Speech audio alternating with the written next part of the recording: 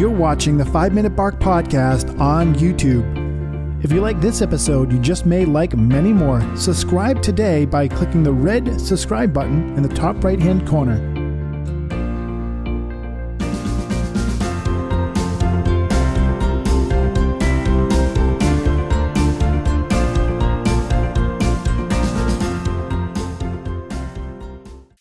Hello everyone, I want to thank our sponsor of today's episode, the Forgotten Flag Raisers. They're offering this DVD and this beautiful Raising Awareness shirt for $19. This film is amazing. Check out these clips. Museum. I have no idea that there were actually two flag raisings. The flag raising captured in Rosenthal's photograph was an administrative flag raising. It was a replacement flag. The men who were responsible for the first flag raising were at a disadvantage right from the moment that photographs of the second flag raising hit the American public. The Rosenthal photo has become a national symbol. It became maybe the most famous American symbol of World War II. Lowry's photographs and that first flag raising become a footnote to the Battle of Iwo Jima. So those men have never been fully recognized. We do not have the identity of all of those guys. After the flag was up, they all went their way. Who could remember it? Because it wasn't a requirement to remember it.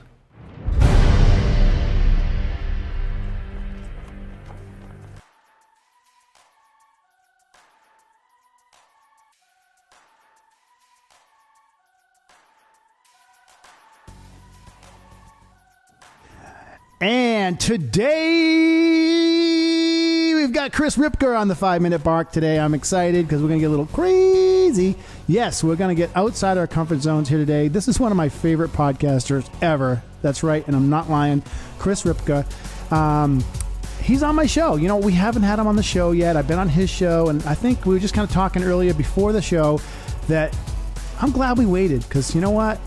He's here today, and he's got a lot to share with us here today. So Chris Ripka, tell everybody a little bit what you're all about. Tell us your fan story. Man, okay, so I'm glad to be on your show finally. It's been a while, but you're right. I am glad we waited because we do have a little bit of a back and forth now that we didn't have maybe before when you were on my show.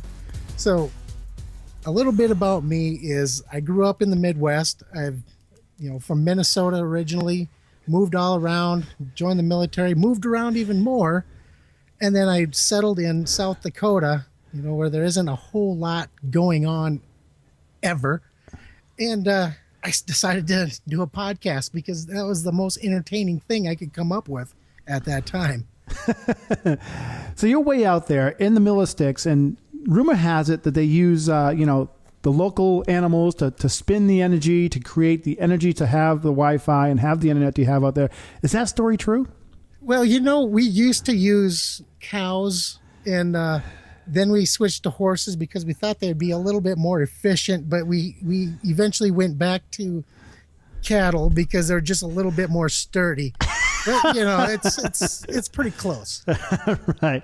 So Chris has a podcast, and it's raw and real, and it's really fun to listen to because he really is working the authentic thing, just kind of letting everything roll off the tongue. Kind of similar to what I have. Nothing planned is going to happen. You're going to get some excitement. Something crazy is going to happen. It's going to be a lot of fun. And he just really changes it up. So I really kind of appreciate that and love that you have your originality going in that podcast, Chris. Well, that I didn't know how else to do it. I tried the whole, I got to sound like an announcer. And then I tried the whole, hey, this guy over here's got a successful podcast. Let's do it like him. And it just never seemed to work. Everything that I tried just fell flat. And then I just said, heck with it. I'm going to go with who I am. I'm pretty animated. I'm kind of out there anyways. I get a kick out of embarrassing my kids. So I figured I'd just take that to the microphone and just let it fly and see what happened.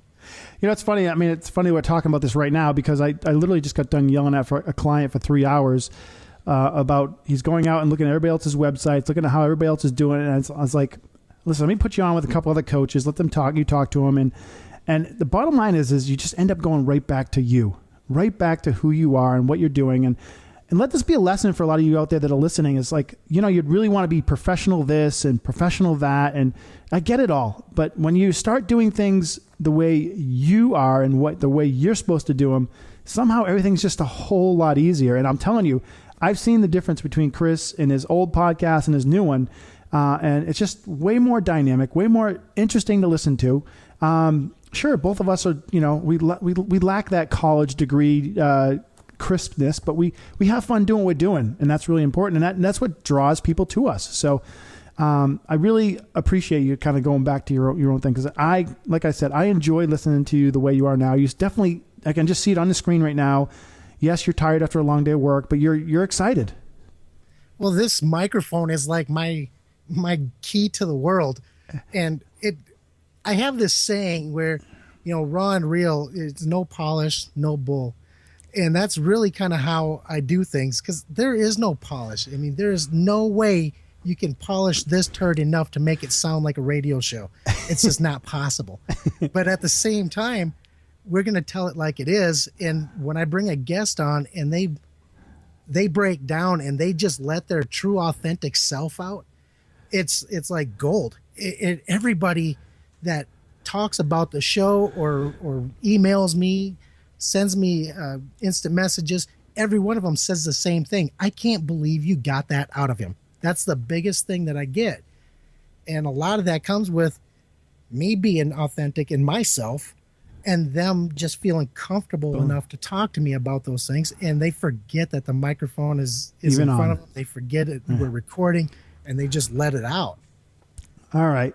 So getting back to more authentic, Chris, I'd love to kind of hear more about why the way you are, what made you become this person that's so dynamic, that decided to grab a microphone and start barking at the world, to go into the military and do the certain things you did there. I mean, I even still have to learn all about that. And what makes you become this person that's decided to do these different things in your life? I mean, I know you've done a bunch of different things. Tell us about where that all came from. To be honest with you, it's not some long sob story. People believe that it has to be some kind of crazy story. I mean, look at the Olympics. Every Olympian has some kind of sob story. Every Olympian has something that just breaks everybody down to tears to make you fall in love with that athlete. But really, it's as simple as I decided to. That's all it was. It was me sitting down, taking a look back at the way I was doing things and just making the decision, I want to be different. I don't want to be average. I want to be awesome, and I'm going to go there. Yeah. It's funny. I mean, God, you're really on spot on. This is going to be a great interview. I was just thinking about that the other day in the shower. I'm like, where can I find some sort of sob story or fought to the death story in my life to because everybody just kind of grabs on it and goes, oh my God, he struggled and he did this. And it's like, I haven't had that either in my life. I was a professional BMX rider, and I just got up every day and did what I need to do it. I started a business. I just got up every day and did what I need to do it. I didn't look at it. Maybe I did struggle and I just didn't look at it that way or what. Yeah, I'm sure I slept on the floor. Sure, my clothes were in a cardboard box for 2 years, but I mean, it wasn't sobby to me. I don't know. It's not like you had some sort of life-changing event just sweep through. There's no tsunamis coming through South Dakota, so I don't have that in my book. Yeah, it's true. It's just one of those things. All right. So we'll make it up right here, right now, folks. My life changed when I did a podcast with Chris Ripka, and I was in tears at the excitement I learned from this guy on how to use a microphone, and it literally changed my career on the 5 Minute Bark podcast. And today, you are witnessing my tear-jerking, life-changing experience. Right? Did that work? That works. That's perfect. That's perfect. Okay, good. So now if the history books come out, you get the credit for it. Here's the thing. A lot of everything that's happened to me within the last 2 or 3 months really comes from you anyways. When I heard you on this Grant Cardone show, and you said something so profound, create your own celebrity, create your own reality, create yourself, basically, is what I'm hearing. This is what's resonating inside my mind. And up until that point, I kind of floundered around trying to find, somebody to help me out. And then I've got this guy named Dennis on this show, Grant Cardone show, saying, do it yourself. Don't wait for somebody else to take you by the hand and carry you along. Go out and make those connections. Go out and be you. Go out and make your own celebrity. That's when it just kind of all clicked for me. And from that moment till now, it's like a 180-degree flip on where I was going with my show, with my business, with everything that I was doing. It was like, he's right. It doesn't take me to somebody else. I don't have to rely on that big podcaster to promote me to all his shows or all his audience. I just need to go out there and make it happen for myself. And since then, it's like, bam, lights on. So there's my sob story. All right. I like it. So, the interesting thing in life, Chris, is people are often presented with different, for example, I guess you ran into my YouTube thing and now we create a relationship out of that. That's how we met, kind of, is through the Grant Cardone thing. Okay. So you stumbled across that, and it's certainly, I guess, helped, from what you're saying here, helped you with your podcast. A lot of people out there will just kind of not really kind of take things to the next level, so to speak. Like, I think you maybe have contacted me or ran into me on a blab or something like that thereafter or something. But it's just interesting how you took advantage of that and others don't. What gave you the inclination to do that? I mean, because you've done it several times before. Obviously, you were podcasting before you met me, and you were doing all these different things before you met me. Where do you get this action taking process? Well, you and I share very similar qualities when it comes to mindset. But this is not about me; it's about you. Right, I understand that, but that's what I'm saying though. When I'm listening to what you're saying, it resonated with me. Now, some people, the people that take massive action, the people that just go out and make things happen, they all share the same kind of mindset. It's that champion level mindset that when you set a goal or you have a purpose, you don't stop until you've reached a level of success, and then you'd never really stop. You just reevaluate where you're at, and then up that ante a little bit more to achieve that next level. A lot of people are okay with just finding that first level of success and saying, that's all I need. Well, there's people like myself. I can't sit at that first level. I've always got to, once I hit that level, I always got to look for what's next.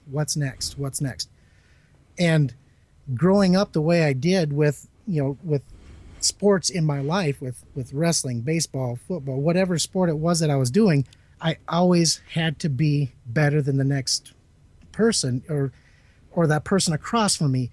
When I was playing baseball, if I'm playing shortstop, I was constantly competing, not with just that other team, but with that other shortstop on that other team. I wanted to be better than that guy. So it's that competitive spirit and that champion mindset that kind of keeps pushing me to that next level. So you're trying to be better than me, huh? On the mic? Well, I'll be honest with you. I'm trying to be better than Serial on the mic. So everybody knows Serial's that #1 podcast out there. So. I love it. Awesome. So sports was big in your life, right? What's your favorite sport? Oh, geez. I don't have any single one favorite sport. Really? Not one single sport. Not one single favorite sport. Think again.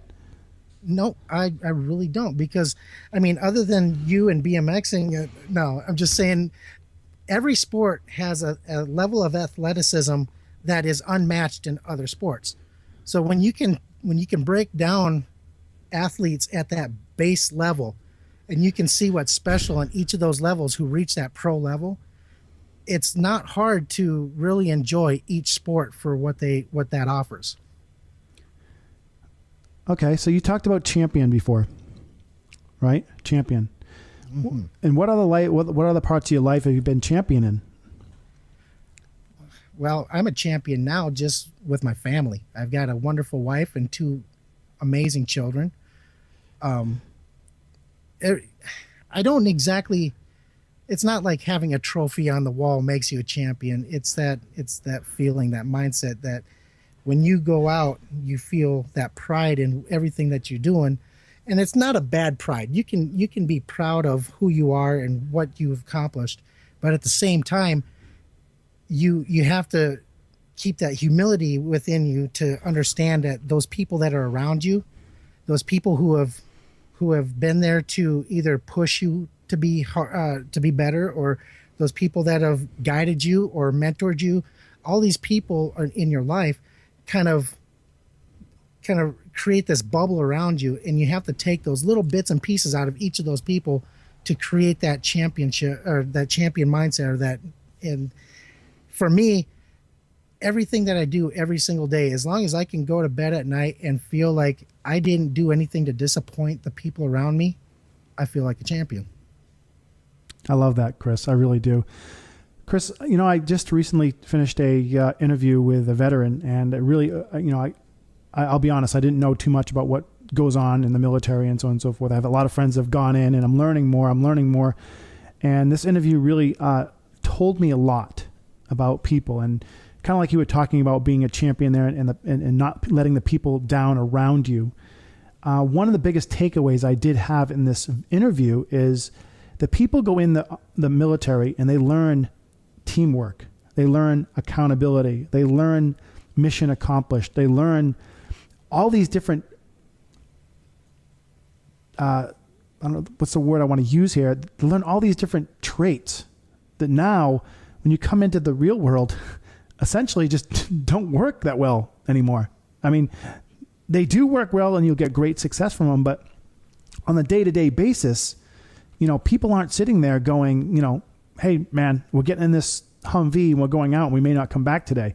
It's getting, hey, I'm getting in the minivan and we'll go get Starbucks in my, and it's a little bit different, right? And how do you feel about that? How do you feel about, going out into and being a part of the military and learning all these traits and then coming back to society, and how that all applies in your life? Well, you really kind of got to focus it down to what you do in the military and how to relate that. Now, my job in the military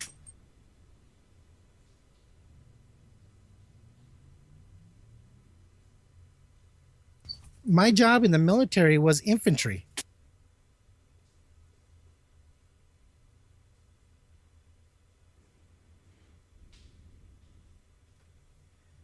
My job in the military was infantry. So when you come out of the military with an infantry background, there's really not a whole lot of civilian jobs other than maybe being a police officer or a highway patrolman, or if you're not qualified enough for those, security guard. That's really all you have out there to go into the civilian sector. Now, a lot of things that are going on when you come out and you're in the civilian world, you're thinking everybody is going to do their job at the same level, because in the military you're taught that if you're only as strong as the person to your right and to your left and to your behind. If that's the case in the civilian world, if you put that in the same context, well then everybody has to perform at that high level. And that first realization that not everybody does that.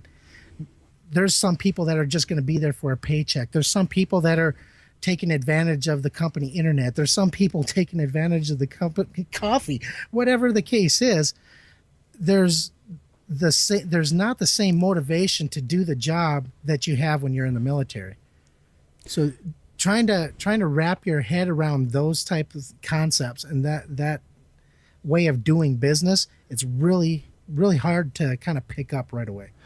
And one of the things I really kind of learned from this is you guys learn traits that are like almost above essentially, like you're too qualified for civilian life at this point, because you're disciplined, you want to do this, and now you come back here and like you said, your traits don't, your expertise have nowhere to fit besides like in military or police or so on and so forth. But essentially they do fit in. And we haven't aligned them right. A lot of people just maybe haven't found them.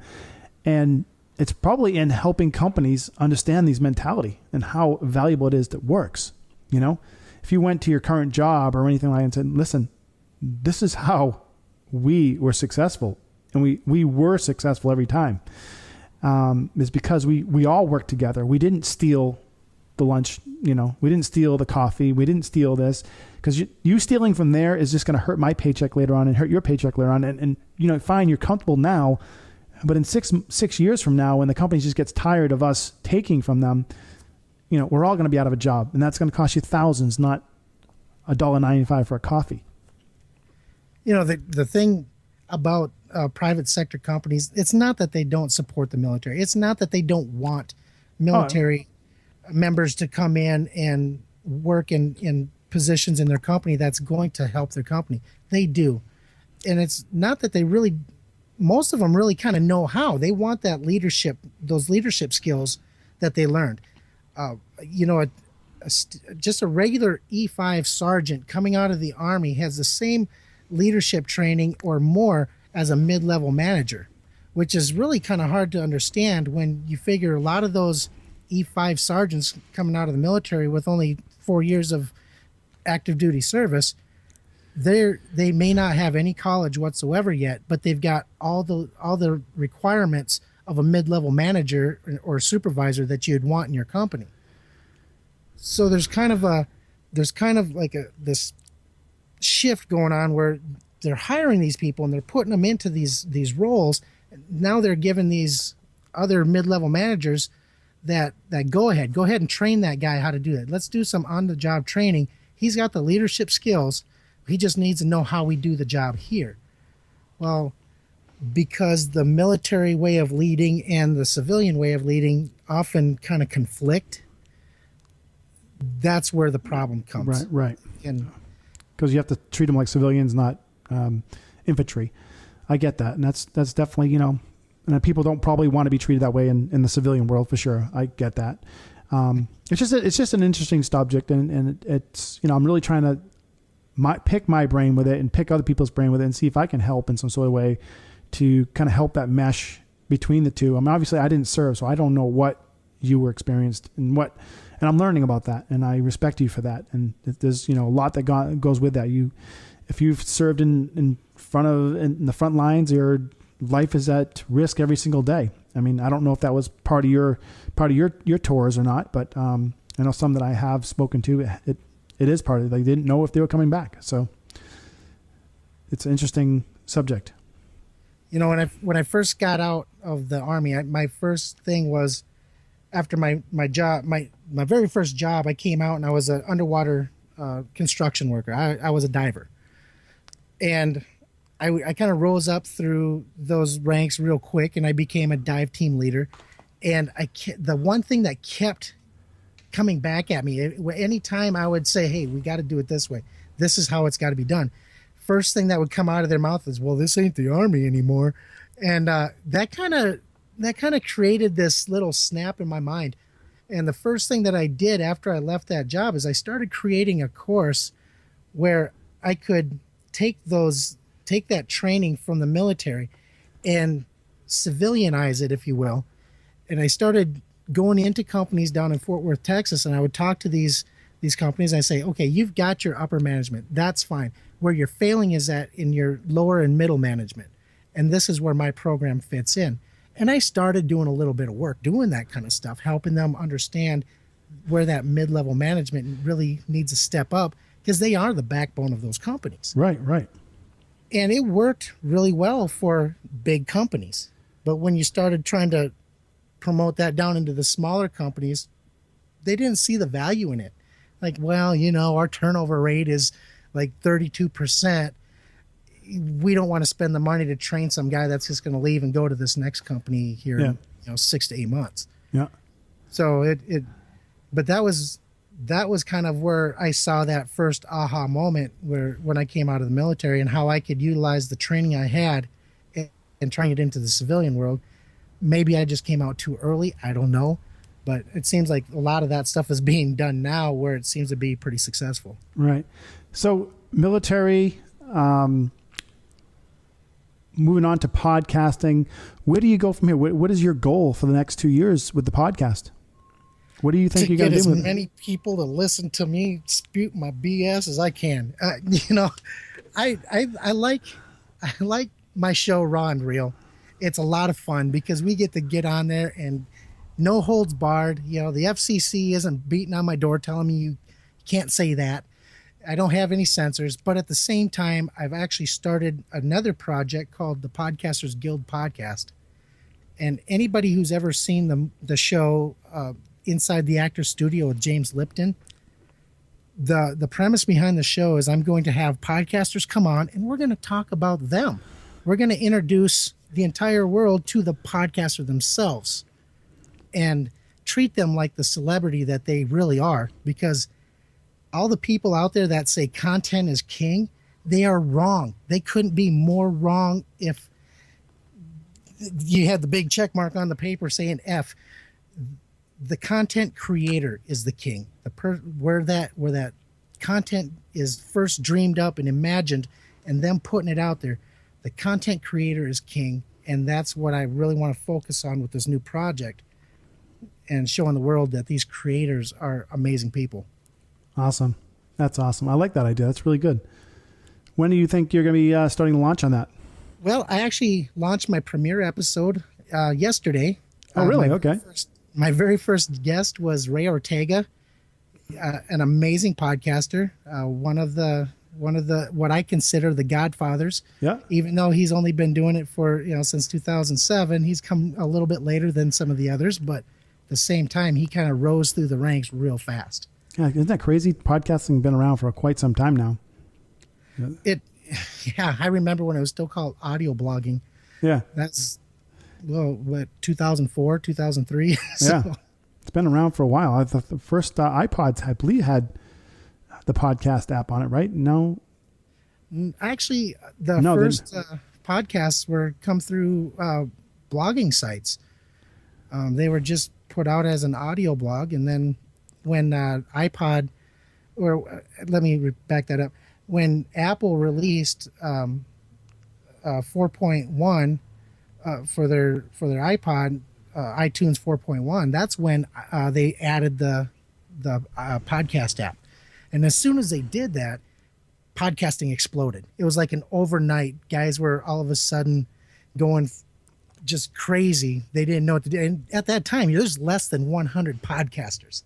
So imagine how that would have felt going from maybe 1 or 2 downloads to all of a sudden 10,000 overnight, because there was only a few to look through. Right. Wow, that's amazing. That is awesome, and that's amazing. Wow, Chris, this has really been fun. You're an awesome guy. I know you're good friends with a lot of friends I am, and it's really cool to have this group that we can just constantly help each other. I mean, if you don't know Chris out there, Chris is one of those guys that's got your back. He's always very helpful to me and helpful to a lot of people I know. We both have a good friend, mutual friend, Rob Garcia, I believe, right? Yep, absolutely. Yeah. That was the man. Yeah, he's a great guy, and he's actually still serving in the armed forces in some sort of way, so that's cool. I'm really excited. He's up in Korea right now, so that's really good. And so it's really good to have you finally on the show and to rock the microphone. Anything else? Any last words you want to share with everybody about your podcast, or anything they might want to go listen to you after this one? And well, here's the thing: if you've got something that you want to promote, everybody, I don't care who you are, you might not be what you consider the famous guy, or you might just be Uncle Joe down the street, but I guarantee you probably have a great story. And that's what Raw and Real is all about, is telling people's great stories. If you want to be on the show, go to ripkamedia.com. Send me an email. I would love to have you on the show. I guarantee you we're going to have a good time. Awesome. 5 Minute Bark listeners, this is Chris Ripka here today. Thank you for coming on, Chris. This is awesome. We're already way past our time, and you just rocked it, buddy. All right, everybody. Talk to you soon. And Chris, thanks you again for coming on. You're watching the 5 Minute Bark podcast on YouTube. If you like this episode, you just may like many more. Subscribe today by clicking the red subscribe button in the top right-hand corner.